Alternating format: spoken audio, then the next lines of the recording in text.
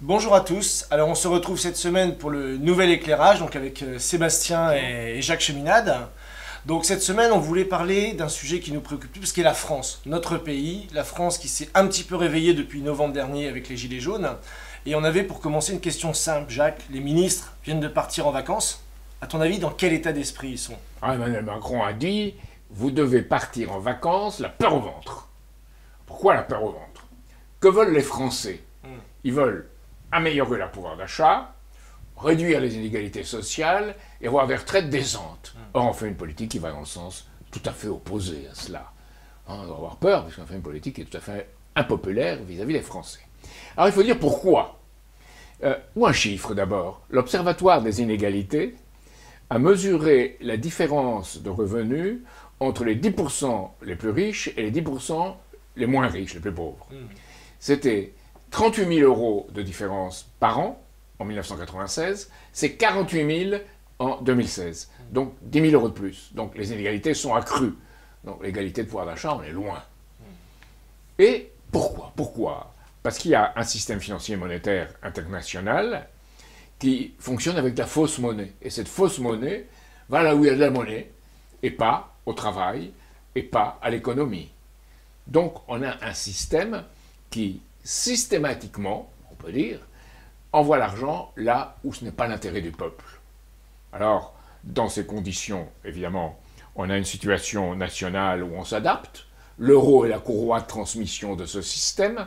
Donc, qu'est-ce qu'on fait? Eh bien, on fait une austérité sociale, on fait une production de moyenne gamme et de services, c'est ce qu'on fait, et on joue sur le tourisme. C'est-à-dire que, progressivement, on adopte les conditions d'une économie un peu se tiers-mondisant, un peu une économie de faiblesse, de servitude volontaire face au système. Et ça, c'est la politique d'Emmanuel Macron.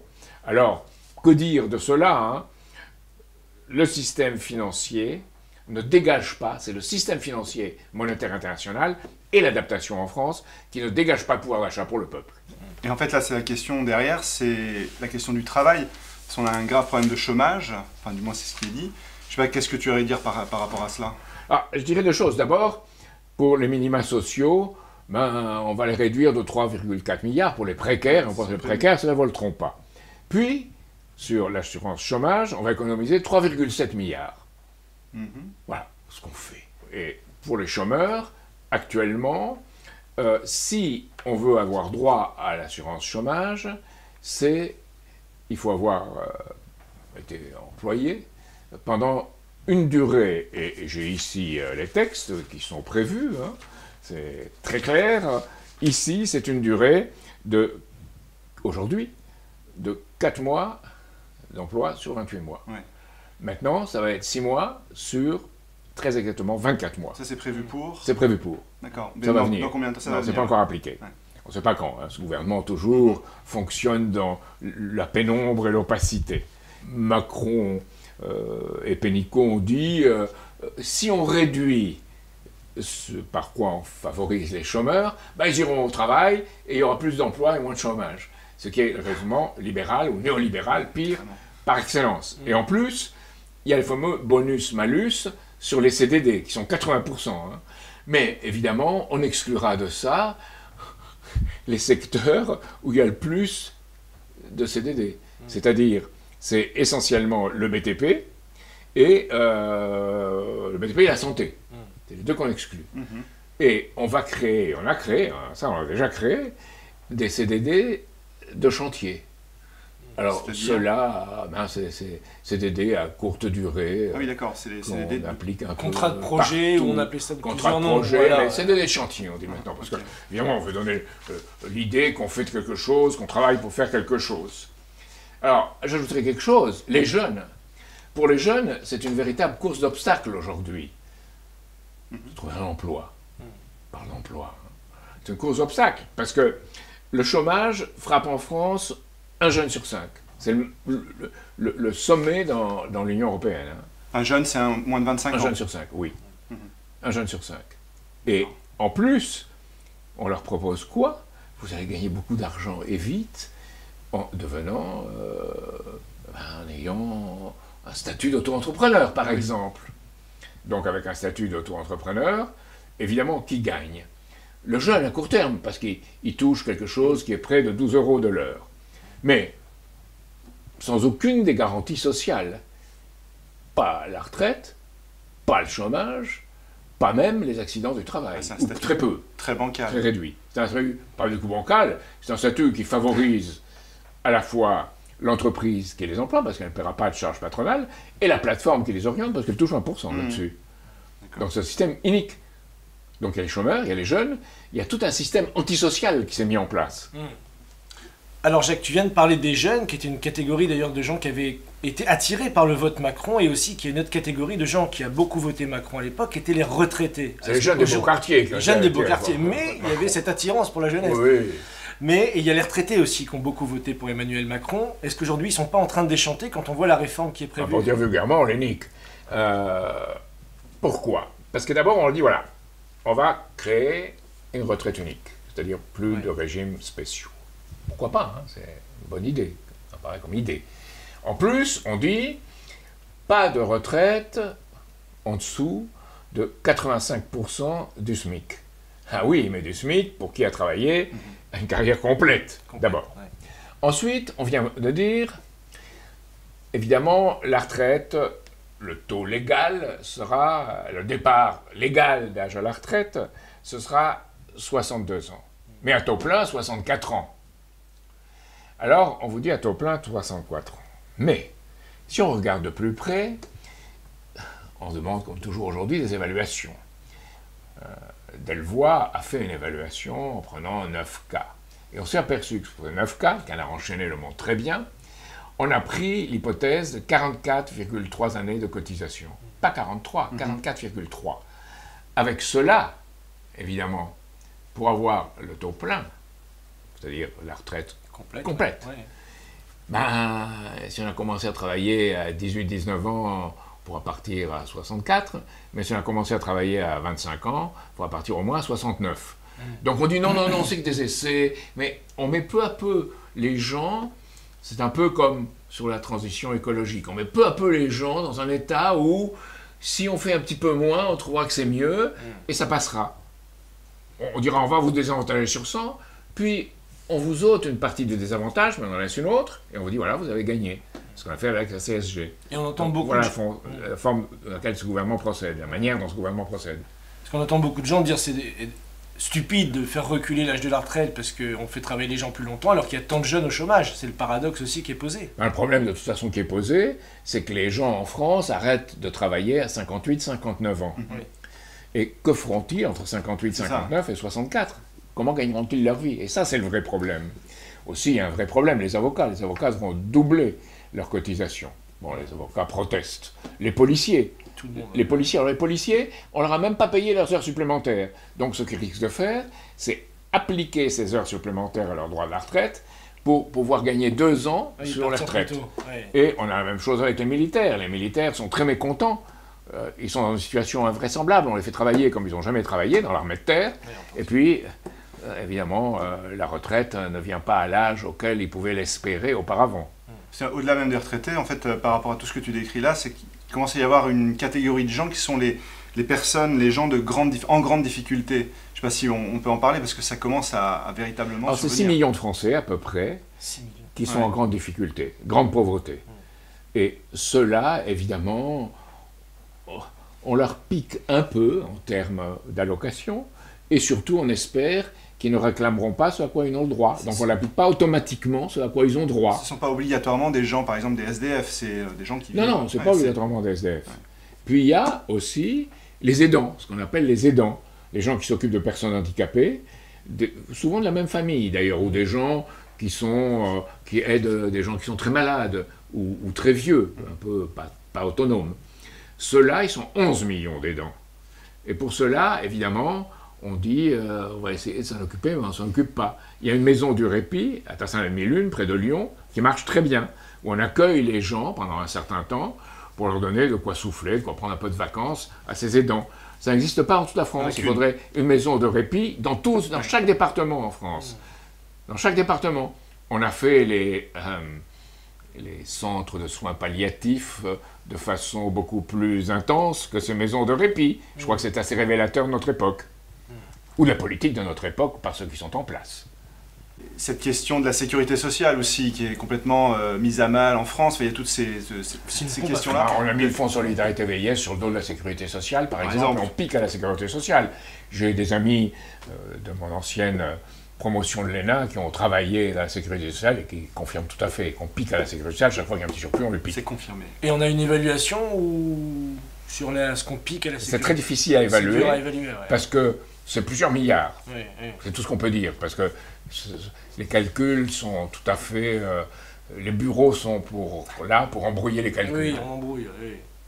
Il y a un sujet que tu avais amené, je me rappelle, sur lequel tu avais insisté dans ta campagne, c'était la question du nombre d'inspecteurs du travail qui était insuffisant et les conditions dans lesquelles travaillaient de plus en plus les salariés aujourd'hui. On peut voir partout avec ce phénomène du burn-out qui se développe.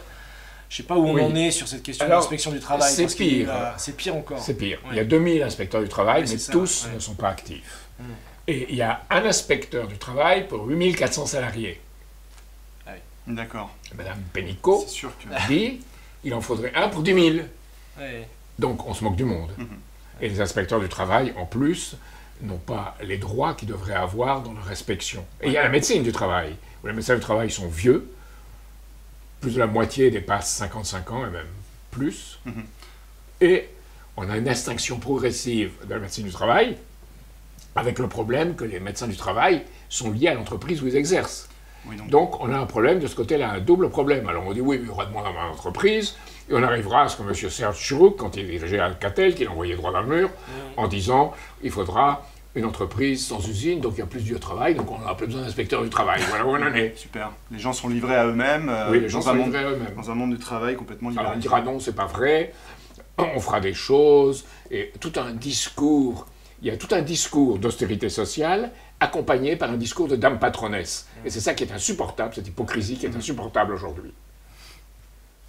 Jacques, j'aimerais quand même que tu insistes sur la question du burn-out, parce que c'est quand même quelque chose qu'on entend partout où on se balade en France, les gens qui sont en arrêt maladie, qui n'en peuvent plus, dans tous les secteurs. Alors, le terme administratif, c'est les salariés inaptes.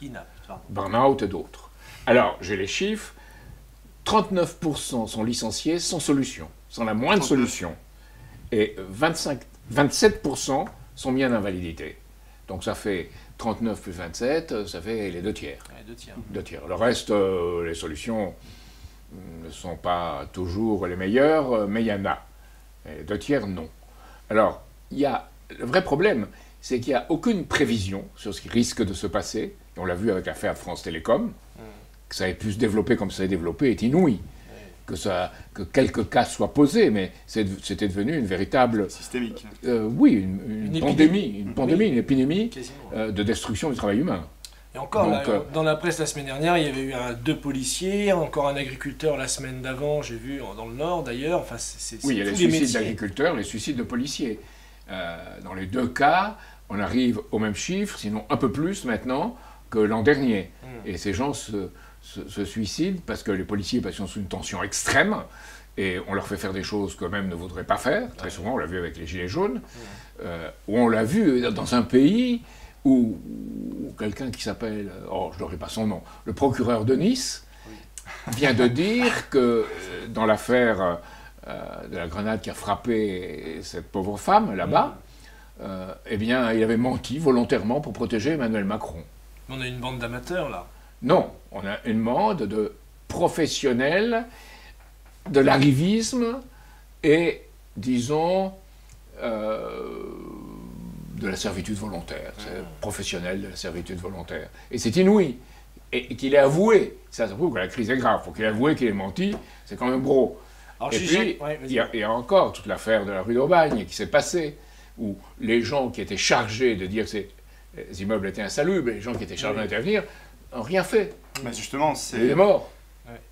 Parce qu'on en vient à une des questions sociales aussi qui a été abordée avec ces scandales, notamment à Marseille, mais dont on parle peu, c'est le problème du logement. C'est que... Oui, il y a le problème du logement. Et pour les scandales, je voudrais rajouter quand même ce qui s'est passé à Nantes avec l'affaire Steve. Oui, c'est pas ce qui manque. 12 balles de LBD, 12 projectiles de LBD, des grenades de désencerclement, et des grenades lacrymogènes. Quand des gens qui faisaient la fête entre le 20 et 21 juin, certes à 4h30 du matin, Sur le bord de la on Loire. doit être au lit selon le système actuel, en faisant du bruit, mais quand même, on n'envoie pas des charges de police sur les gens comme ça. Et donc, tu me disais... Ah non, mais je parlais du logement, Du parce qu'en logement. fait...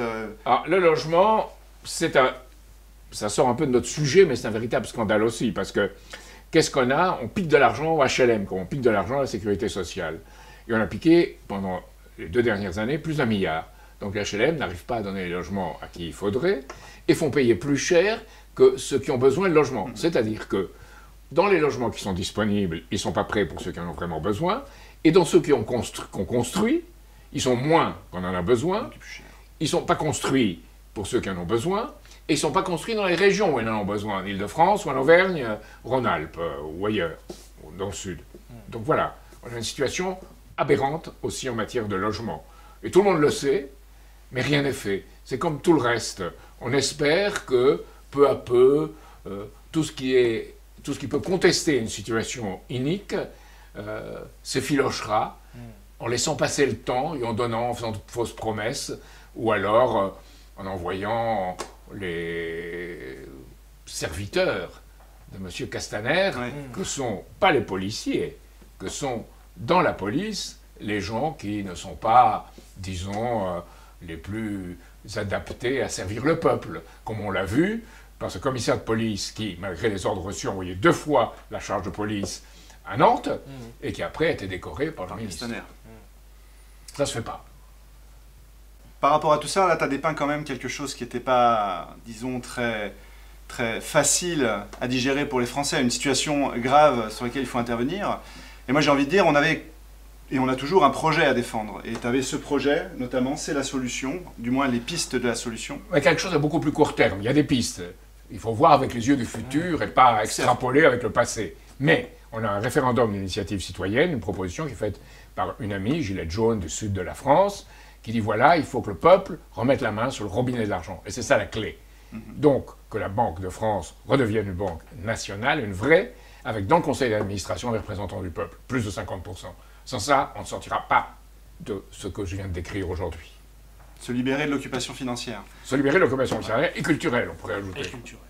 Bien, merci Jacques, merci Seb, merci à vous et on vous donne rendez-vous pour le prochain éclairage. D'ici là, partagez la vidéo, abonnez-vous à notre chaîne YouTube évidemment et on vous donne rendez-vous pour le prochain week-end de mobilisation de rentrée le 20, 21 et 22 septembre à Clichy et Saint-Ouen. D'ici là, partagez un maximum. Merci. Surtout, merci à tous ceux qui vont se battre avec l'arme de la raison et du cœur en même temps.